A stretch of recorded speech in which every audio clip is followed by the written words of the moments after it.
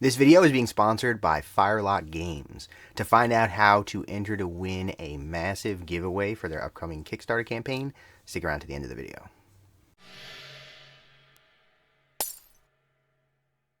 Welcome back, everybody. My name is Jeff, and Firelock Games has a Kickstarter coming up pretty soon for a new game called Brigands of Arja.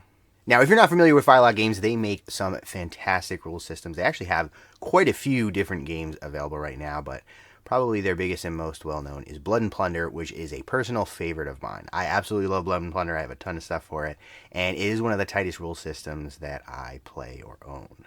So I was super excited when I found out that the designers of Blood and Plunder were going to be working on a brand new game.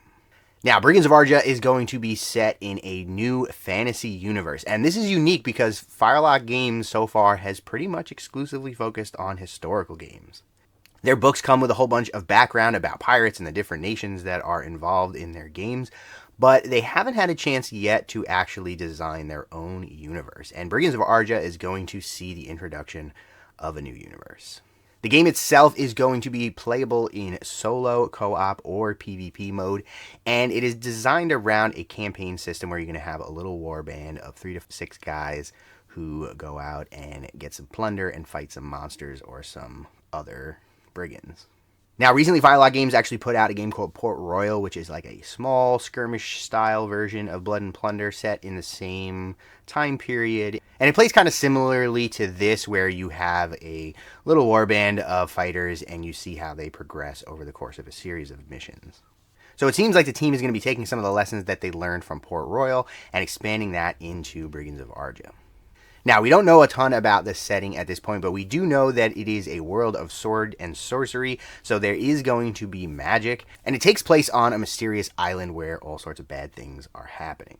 You can see by some of this art that there's going to be a very sort of Dark Ages or medieval feel to some of the stuff, with a little touch of fantasy with the magic and the monsters. You can see some giant scorpions and an ogre satyr and all kinds of weird stuff going on here. Very cool. Now, I have it on good authority that this is just Firelock dipping their toes into this new fantasy universe, and there are plans down the road to expand this out into something bigger, and hopefully we're going to see this world grow and expand into its own thing. That's really exciting to me because I'm a person who loves some good lore for my miniatures games, so I'm really excited to see what Firelock is going to come up with and where all of this is going to go.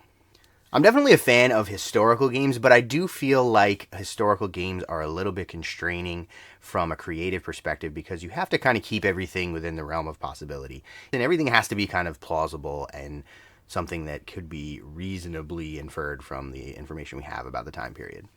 But when you're talking about creating your own fantasy setting, that really takes the chains off and lets the team do whatever they want. They could go a lot of different places with this, and I think that's really exciting. We already know that the team at Firelock is exceptionally good at designing rules, and they make some really nice miniatures, so I'll be really excited to see what they can do on the lore side of things. Speaking of miniatures, we can see here that there will be a plethora of miniatures available for the game. And you can see that there's some historical European influences here, but with a little bit of a fantasy or a fantastical vibe. I really like some of the big animal skin cloaks that some of these guys are wearing. Plus, I think axes are underrated as a weapon in miniatures games, so it's definitely cool to see that included. On top of that, we have giant snakes and this Wendigo-looking thing. I'm not exactly sure what this is. But I have to say that all these minis look really good. Especially the normal people. I think that these poses are a little bit more dynamic and a little bit more energetic than we're used to seeing from Firelock. And again, I think that's because most of their games are historical, so everything kind of has to fall within certain reasonable guidelines, whereas here they can go wild and just make things look as cool and exciting as they want. They always go above and beyond for their unique character sculpts for Blood and Plunder, but I think some of these guys look like they're going to be even a step up beyond that, so that's really exciting to see. Now, Firelock has dabbled in a bunch of different materials in the past for their other miniatures games, and as far as I know, these are going to be 3D prints, which is good because I actually have a handful of 3D prints for Blood and Plunder, and they're all very nice quality. Back in the day, saying that a game was being produced with 3D printed models was kind of a bad thing. I think a lot of people would have groaned when they heard that, but Like I said, I have some of their 3D printed models, and they're really, really nice. And even just looking at some of these guys here, they do look like they're going to be even better quality than what we're used to seeing from their other lines. I can't wait to get my hands on some of these guys and paint them up, especially the monsters, because I love me a good giant scorpion. And I'll be really curious to see how far they go with some of the sculpts for the humans, because we see quite a bit of variety in the sculpts here, but I wonder if we aren't going to see some things that skew a little bit differently and maybe draw from some different kinds of civilizations, or if they'll do something similar to what they did with the Port Royal Kickstarter and make a multi-part customizable figure that you can use for your leader.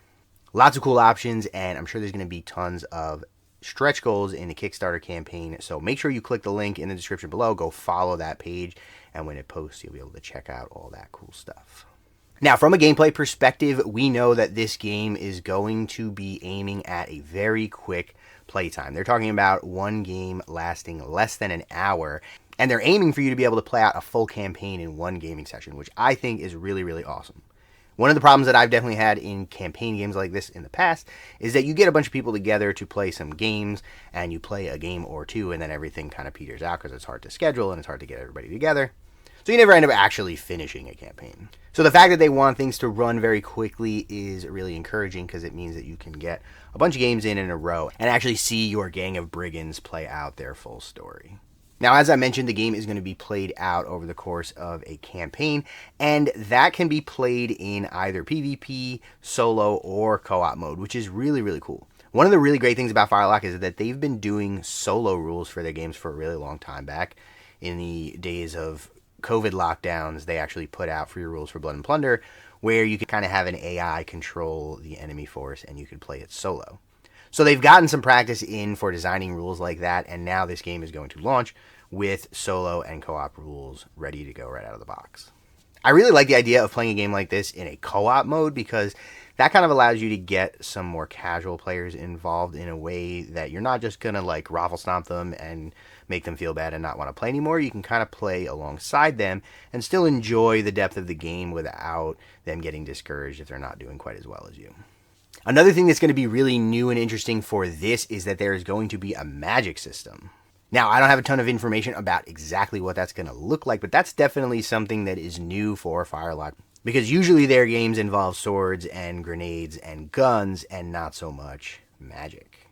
When you sit down to play the game, you're going to have a band of 3 to 6 models, and they're all going to be fully customizable. You'll be able to stat them up and also equip them with a variety of weapons and equipment. And of course, every gang of brigands is going to have a leader, and they're going to be even more customizable because you're going to choose an archetype for them. And some of the examples of what that might look like would be a warlord, a tactician, or a sorcerer. Now that sounds really cool, because it's going to be a way to really change the playstyle of your warband, and I'm guessing that the leader is going to be a very, very important part of your warband. So if he's fundamentally changing between these different archetypes, it's probably going to very much change the way that the whole warband plays. We also know that the game is going to focus on collecting treasure, but because this is a world of sword and sorcery on a mysterious island, collecting treasure isn't going to be quite as easy as just going and looting a chest. Some of that stuff is going to be haunted or trapped or cursed, and it's going to lead to all sorts of bad things happening to you. I'm really excited about this game, and I bet you are too, so you probably want to know how you can win yourself some Brigands of Arja. So what we're going to be doing is we're going to be giving away an all-in pledge for the upcoming Kickstarter for Brigands of Arja. Now, I don't know exactly what that's going to include because it's not finalized yet, but you can bet that it's going to be a whole lot of sweet loot. So if you're interested in winning that, then make sure that you like this video and are subscribed to the channel, and then get down in the comments and let us know what you think of Brigands of Arja, and include a flame emoji in your comment. If you are a member of my Patreon, you can also post a comment on the video there, and you can get a second chance to win. And in 2 weeks, on November 21st, I will randomly choose one of the commenters, and they will win an all-in pledge for the Kickstarter. I will post an update on my community page with their username, and you will have to email me your shipping information as well as proof that that is actually your YouTube account. And then once the Kickstarter ships, you will get your own copy. Huge thanks to Firelock Games for sponsoring this video. I definitely plan to cover the game more in the future, so stay tuned if you want to learn more as more information comes out. As I've said, I'm a huge fan of the games that Firelock puts out, so anytime they're doing a new project, I'm always excited to see what's going on. And this is a particularly interesting one because it's a lot different from what we're used to seeing from them, and I'm excited to see they continue to grow and expand and do new cool things. Make sure you check that link below and give their Kickstarter a follow. It's always exciting when Firelock does a Kickstarter because they usually do really, really well, and we unlock all sorts of cool stretch goals and freebies and stuff like that, so you aren't going to want to miss out on their Kickstarter campaign. Don't forget to follow my channel. Join me over on my Discord if you want to chat about this game and all sorts of other games. And consider signing up for the Patreon if you want to double your chances to win the giveaway. I want to send a huge thank you to the Extremely Cool Kids tier on Patreon, the Steam Powered Scoundrels, Rob Younts, Tom Likely, and Russets. And thanks for watching.